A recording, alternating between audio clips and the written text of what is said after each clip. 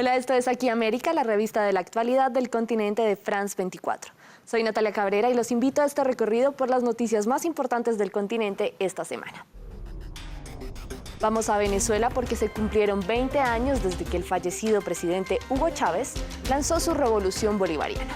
Visitamos Caracas con nuestro equipo de enviados especiales que hablaron con ciudadanos de diferentes generaciones sobre la influencia del chavismo en este país petrolero. Y la perfecta imagen del primer ministro de Canadá se desmorona. Defensor de las minorías y uno de los pocos políticos que se ha enfrentado al presidente de Estados Unidos, Donald Trump. Ahora, a Justin Trudeau le piden la renuncia por presuntamente presionar por una investigación de fraude. Y en México, un equipo de arqueólogos halló al menos 200 piezas intactas en una cueva, que podrían contener pistas importantes sobre el auge y la caída del Imperio Maya. Empezamos en Venezuela. La revolución bolivariana cumplió 20 años en febrero desde su puesta en marcha bajo el liderazgo de Hugo Chávez. Y tras su muerte, Nicolás Maduro ha marcado un antes y un después en la historia del país petrolero. France 24 dialogó con 3 personas de 3 generaciones diferentes que nos contaron qué significan estas 2 décadas de chavismo. Informe de nuestro equipo de enviados especiales a Caracas, Federico Cuellar Verena y Juan Carlos Zapata.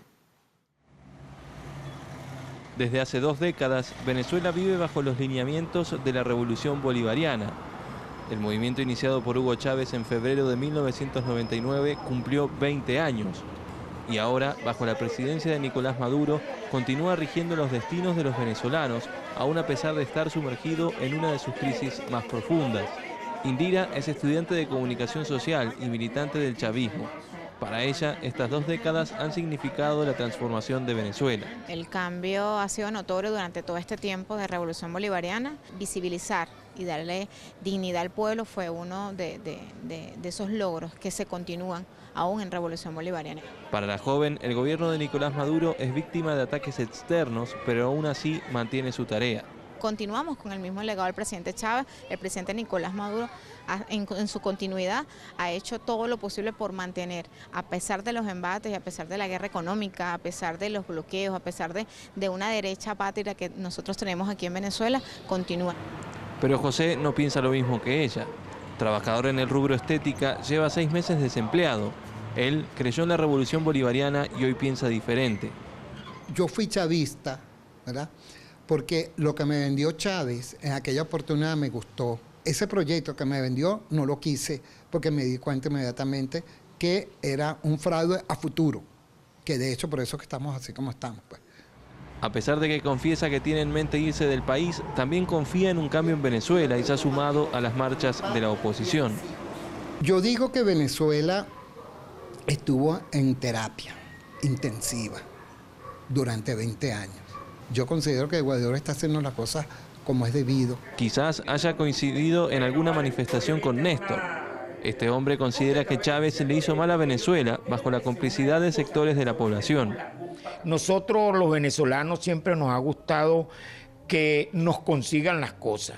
Este tipo llegó con esa política. Estos 20 años han sido de destrucción en el país. Para él, la crisis actual es provocada deliberadamente por el gobierno. Este tipo de gobierno que tenemos quiere destruir todo y agarrar ellos el control y que yo dependa solo de ellos, que yo reciba nada más lo que ellos me quieren dar. Estas 3 personas representan a una sociedad profundamente dividida que, al margen de cómo se resuelva la crisis política, tendrá un difícil camino para lograr la reconciliación social. Vamos a Canadá. El primer ministro Justin Trudeau aceptó que se erosionó la confianza, pero insistió en que no hizo nada malo luego de que se conociera que su ministra de Justicia y fiscal general, Jody Wilson-Raybould, renunció porque, según ella, Trudeau y sus colaboradores la presionaron durante meses para que ofreciera a la mayor constructora del país un acuerdo favorable en un caso de corrupción para proteger empleos canadienses. Trudeau reconoció errores, pero negó que se interfiriera en el caso. Integrantes de su gabinete renunciaron y hay sectores que ahora exigen la dimisión del propio Trudeau. Juan Pupiales nos cuenta más. 2 renuncias en menos de un mes para Justin Trudeau. El primer ministro canadiense atraviesa una crisis política que ha provocado el abandono ya de 2 ministras. Este lunes fue el turno de Jane Philpott, ministra del Tesoro. Tristemente perdí la confianza en cómo el gobierno ha manejado ese tema y cómo ha respondido a los problemas que surgieron.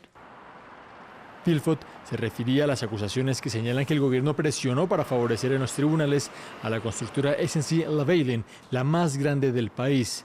Esas acusaciones las hizo Jody Wilson-Raybould, la que fuera la ministra de Justicia hasta el 12 de febrero, cuando dimitió. Por un periodo de aproximadamente 4 meses, entre septiembre y diciembre de 2018, experimenté un consistente y sostenido esfuerzo por parte de muchas personas dentro del gobierno para buscar una interferencia política. Trudeau habló sobre la segunda renuncia en su gobierno durante un evento en Toronto en donde fue increpado por críticos de su gestión. Aunque estoy decepcionado, entiendo su decisión de renunciar. Le quiero agradecer por su servicio. El miércoles ante el Congreso va a testificar el antiguo asesor de Trudeau para hablar del escándalo de la constructora SNC-Lavalin. Esto se augura como una prueba de fuego a 7 meses de las elecciones. Ahora Estados Unidos para nuestra imagen de la semana. El tornado que golpeó el estado de Alabama. Más de 20 personas murieron, entre ellas 3 niños. El menor de ellos tenía tan solo 6 años. La búsqueda de víctimas continúa por medio del uso de maquinaria pesada. Se trata del tornado más letal que ha azotado el país desde 2013, cuando murieron 24 personas en Oklahoma. Y ahora vamos al sur del continente, a Brasil. El presidente Jair Bolsonaro prometió que si resultaba electo, tomaría cada metro cuadrado dedicado a la preservación indígena. Grupos en defensa de los derechos humanos aseguran que el mandatario ha animado a que se irrumpa en el territorio de los nativos y se amenace a las tribus indígenas. De acuerdo con uno de los grupos, los incidentes relacionados con la invasión de tierras se incrementaron en un 150% desde la elección de Bolsonaro. Los indígenas aseguran que sienten que su vida está en peligro.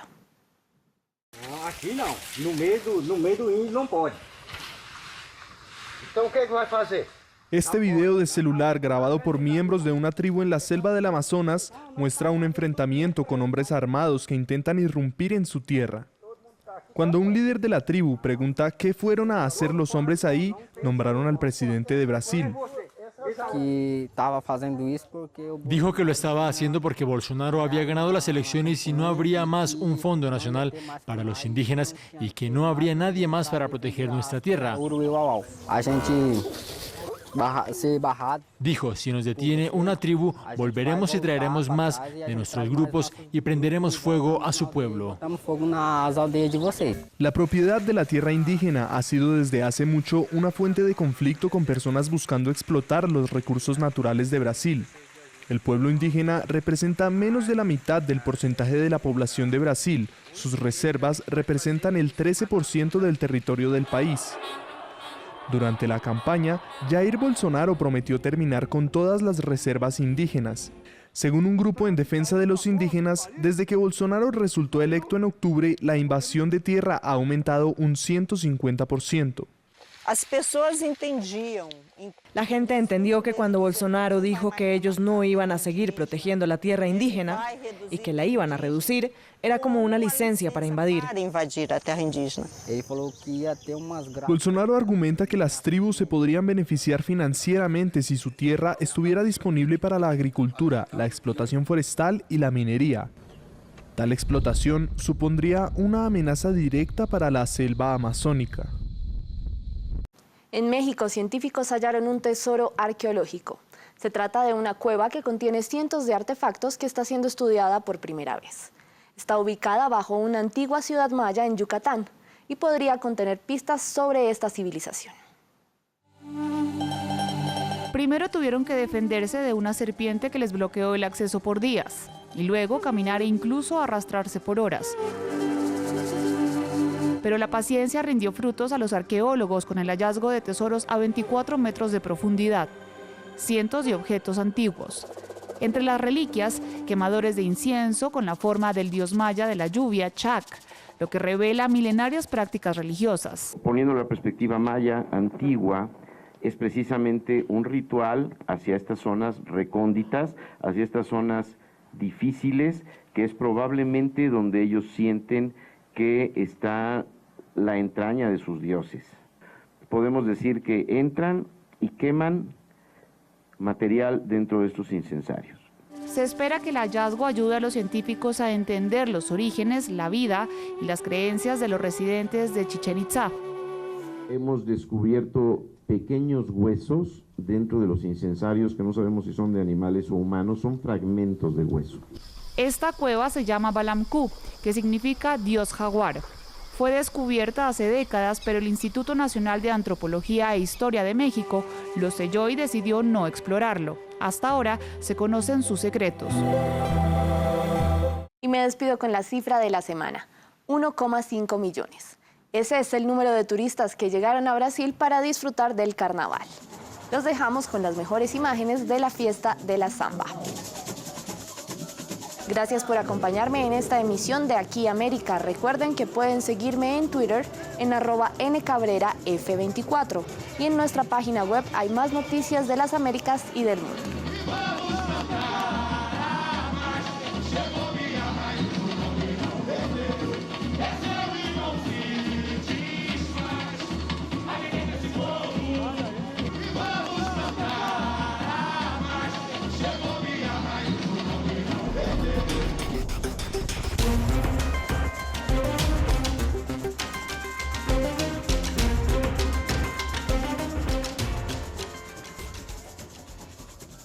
France 24 en español.